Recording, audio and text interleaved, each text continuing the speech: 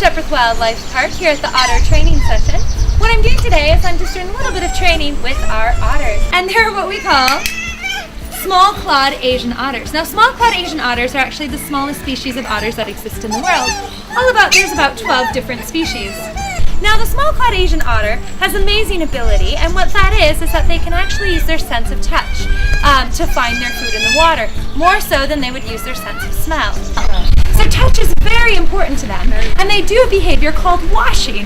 They're not washing like we would think of washing, like washing our hands. What they're actually doing is they are just stimulating those nerves that are in their fingers so they can feel their food a little bit better.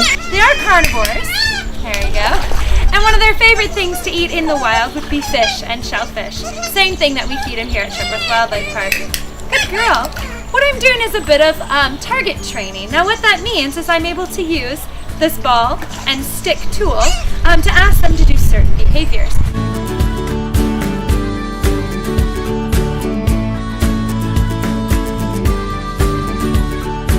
The reason we do training is for a couple of things.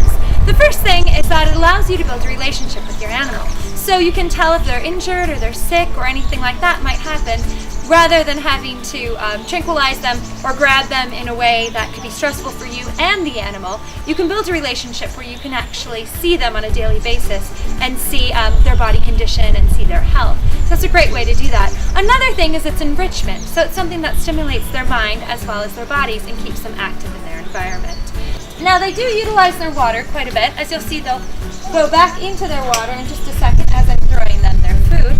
And the reason being, in their natural habitat of Cambodia, Vietnam, and areas of Southeast Asia, the southern areas, they will actually spend a lot of time in the water, 6 to 8 hours a day fishing and searching for their food.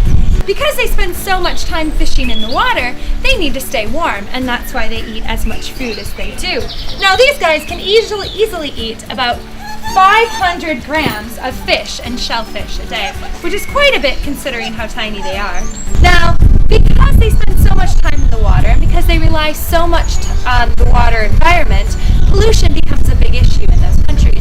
So the biggest conservation value that we can do to support these otters actually is to support companies that don't pollute the waters in those areas and to put money into cleaning up their waterways. You'll hear them doing a lot of different noises as well, and they can make quite a few different vocalizations. That was perfect timing. Thanks guys for joining us at the Otters.